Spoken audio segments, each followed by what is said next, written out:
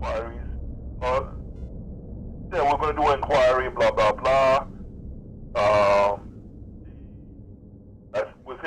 For the time the plane crashed, they grounded all the planes. Remember they grounded all the planes? I remember that. Except for the plane, they were made an exception for anybody who was connected to the Saudi royal family. Anybody who high ranking, have any kind of U.S. government or part of the Saudi royal family, they were allowed to leave the country. Okay, some of them, okay, you have a diplomatic immunity, yeah. But a lot of them didn't have diplomatic immunity, but they were allowed to leave the country anyways. Right? Yes. So why, okay, some of them had diplomatic immunity, but most of them didn't have any. They were just have some, like, relation to the Saudi royal family, or they had some connection to these terrorists. So it's a lot of loose ends and a lot of things.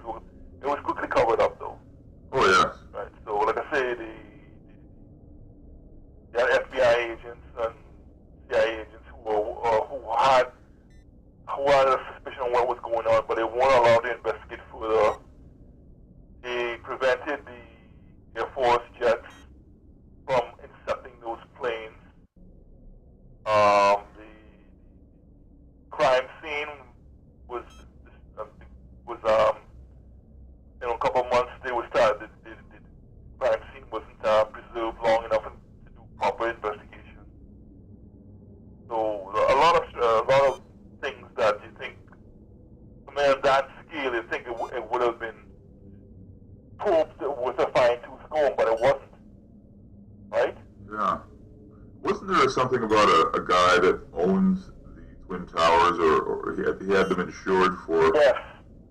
I know a couple of years before, maybe. It wasn't too long before the Twin Towers incident. He had them insured for like 100 million or 20 million. I know that's a huge amount of money. Yes.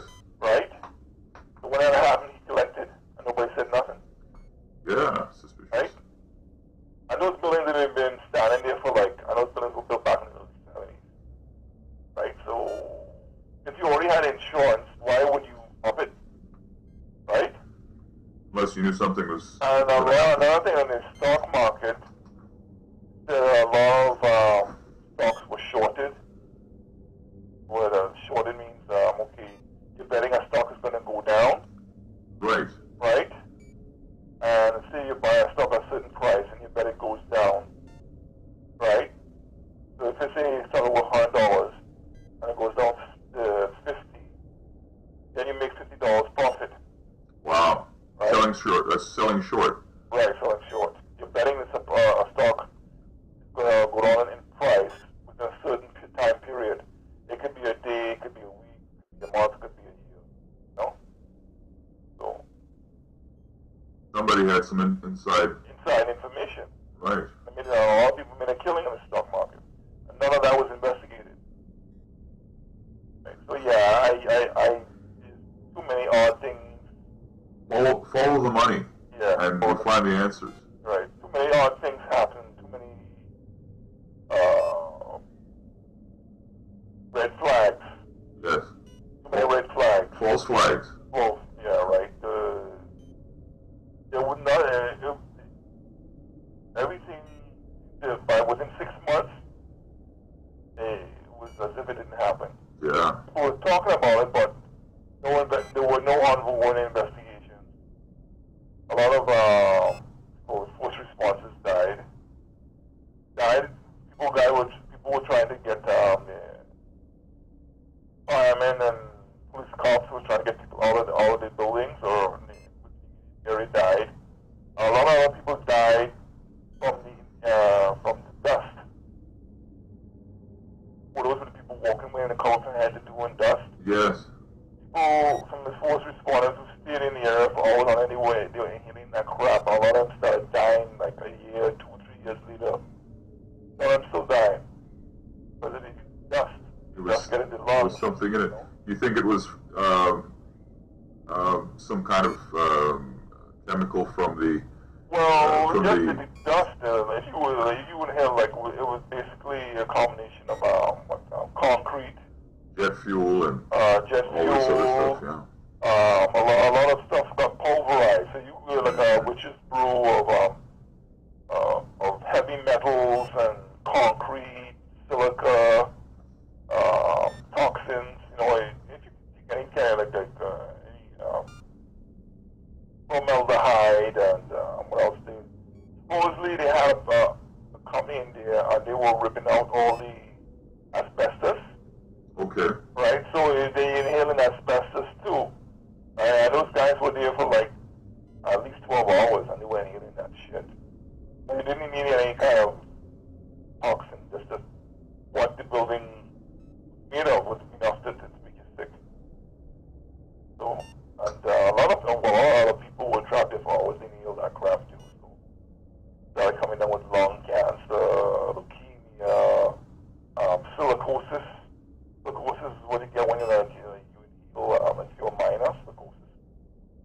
What you get from when you're inhaling coal dust or radioactive dust and stuff like that, right? So a lot of people died after the fact. Final word, inside job. Yeah, I think it was inside. It was too Hollywood. It wasn't messy like regular disasters. Everything seemed to go off like clockwork. You know? Planes were hijacked at a certain time. They crashed into buildings at a certain time. Most responders were either killed by the collapse or died. The crime scene wasn't preserved for more than a couple of months. Well, they didn't go back and check with the military. They didn't check with the one with the Pentagon. It's like their plane crashed into the thing, and there was hardly any damage. Only a small portion was damaged. If you have like a 747 and you're traveling at 500-600 miles an hour, wouldn't a huge chunk of the Pentagon been blasted away? Yeah. It's surprising how little bit was damaged. Yeah, and where's the debris? There wasn't that much debris. Right? And the other one was You think that was a missile? Yeah. That a lot of people speculated it was a missile. Or it could have been, there could have been charges on the plane. Right? Plane could have been stripped out. Right? And they put charges on the plane. Right? And just as when it started, it was within a couple of feet. Charges would have gone off and blown the plane up and without causing too much damage to the Pentagon. True. Right? So could have been a real plane, but everything stripped out. Most of the fuel removed, but an explosive just powerful enough to make a good explosion. But that's it. Yeah.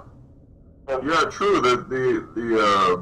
The amount of explosion and fire and all that from the Pentagon site you can't compare that to the Twin Towers as far as right. Hey, if it had all this fuel and whatnot on board. You would still have a lot of. You would have had.